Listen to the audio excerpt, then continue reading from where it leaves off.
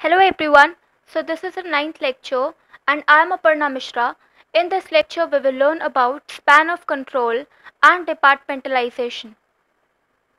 So let's start with the meaning of span of control.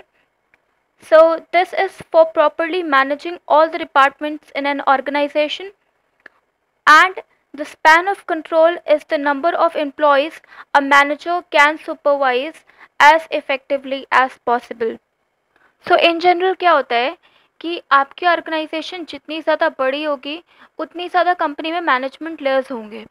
ठीक है, इसकी वजह से बहुत ज़्यादा हायरार्की होगी कंपनी के अंदर, बहुत ज़्यादा लोग होंगे और डिफरेंट डिपार्टमेंट्स में होंगे जो एक सिंगल सुपीरियर के साथ डील करेंगे।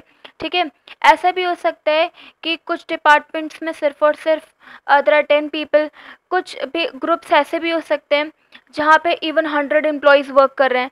ठीक है, तो यहाँ पर स्पैन ऑफ कंट्रोल क्या करता है, जितनी भी ऑर्गेनाइजेशन में लेयर्स होती हैं उनको प्रॉपर्ली मैनेज करने का काम करता है। ठीक है, और साथ में स्पैन ऑफ कंट्रोल का मतलब क्या होता है कि एक मैनेजर इफ़ेक्टिवली कितने एम्प्लॉयज़ को सुपरवाइज करने का काम कर सकता है।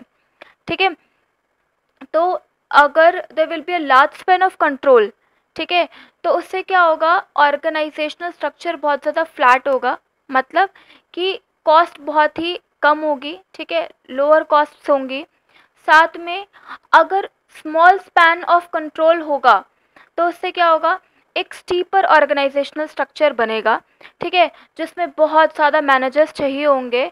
ठीक है, और वो बहुत ज़्यादा एक्सपेंसिव हो जाएगा, क्योंकि एक ऑर्गेनाइजेशन में मैनेजर्स का मतलब बहुत ज़्यादा एक्सपेंसिव होना। ठीक है, और ख़ासकर जब बहुत ज़्यादा मैनेजर्स हो।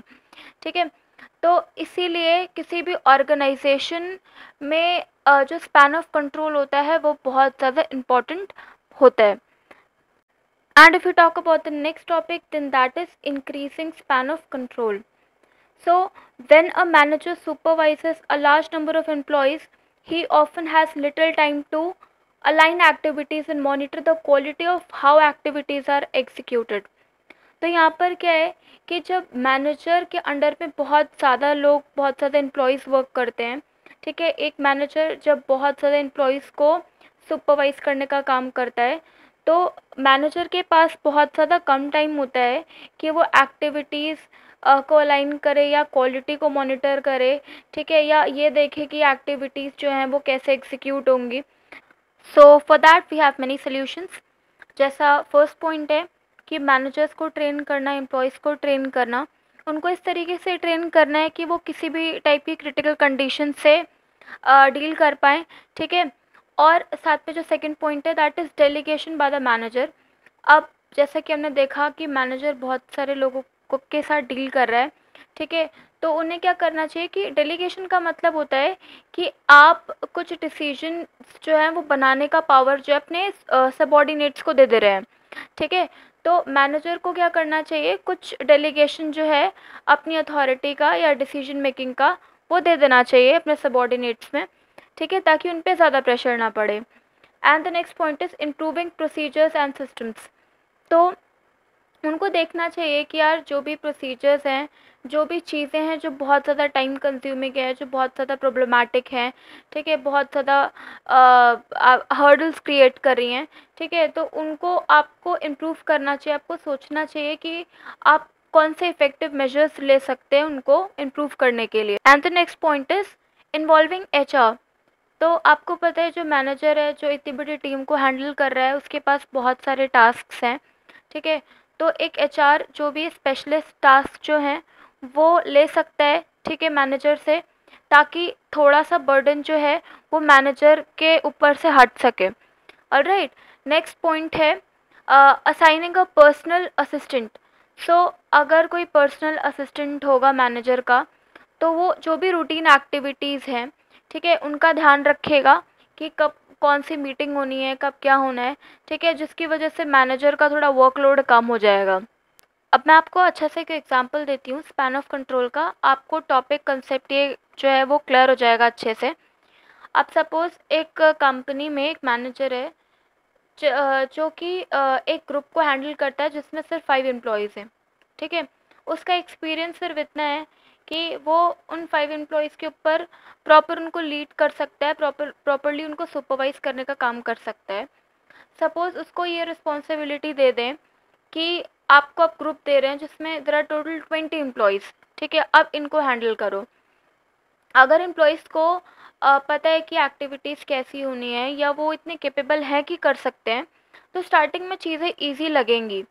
बट जब धीरे धीरे टाइम निकलेगा तो क्या होगा, बहुत ज़्यादा कन्फ्लिक्ट्स होंगी, बहुत ज़्यादा कन्फ्यूजन होगी, साथ में इतना ज़्यादा बर्डन हो जाएगा मैनेजर के ऊपर, ठीक है? और वो जो टास्क है उनको प्रॉपर्ली डेलीगेट भी नहीं कर पाएगा, क्योंकि मैनेजर की इतनी कैपेबिलिटी है कि वो सिर्फ और सिर्फ 5 एम्प्लॉयज़ को हैंडल कर सकता है वन ऑन वन, ठीक है? टास्क को डेलीगेट करना एक बहुत ज़्यादा डिफ़िकल्ट टास्क हो जाएगा उस सिचुएशन में, and their span of control can help, ठीक है? स्पैन ऑफ कंट्रोल में क्या करेंगे हम कि वो जो मैनेजर है उसको सिर्फ और सिर्फ 5 एम्प्लॉयज़ ही अलॉट करो। क्यों? क्योंकि उसकी कैपेसिटी, उसकी कैपेबिलिटी इतनी है कि वो 5 एम्प्लॉयज़ को हैंडल कर सकता है। So this is span of control, alright? Okay, so let's learn about departmentalization. So it means grouping activities and people into departments, making it possible to expand organizations, and it refers to the formal structure of an organization composed of various departments and managerial positions and the relationships with each other. It also refers to the effective and efficient grouping of jobs into meaningful work units. So basically departmentalisation in general होता क्या है?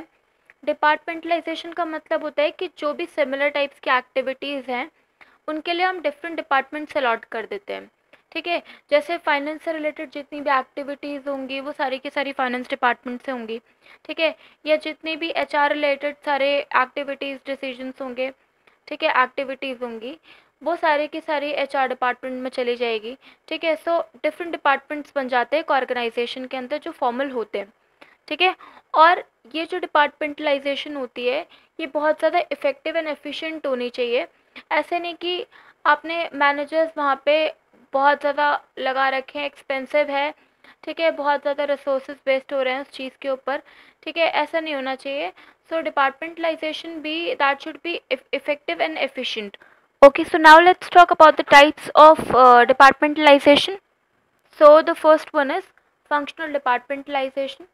So functional departmentalization basically important positions के लिए होता है company के अंदर, ठीक है? जितने भी important positions होती हैं उनके लिए functional departmentalization है, जिसमें functional experts की help से अलॉट की जाती हैं चीज़ें। इसके बाद ये कंपनी में कंपनी को प्रॉपरली कोऑर्डिनेटेड और इंटीग्रेटेड रखती है। And the next one is departmentalization by territory. So इसमें क्या होता है कि ये टाइप वहाँ पे यूज़ की जाती है जहाँ पे जो लोकल कंडीशंस होते हैं वो बहुत ज़्यादा एडवांटेजेस ऑफ़र करते हैं, ठीक है? जैसे लो कॉस्ट होगी ऑपरेशंस की, ठीक है? या कैपिटलाइजेशन के लिए अपॉर्चुनिटीज़ होंगी जहाँ पे, ठीक है, जहाँ पे लोकल कंडीशंस बहुत ज़्यादा अट्रैक्टिव होंगे, ठीक है? वहाँ पे डिपार्टमेंटलाइजेशन बाय टेरिटरी जो है वो यूज़ किया जाएगा।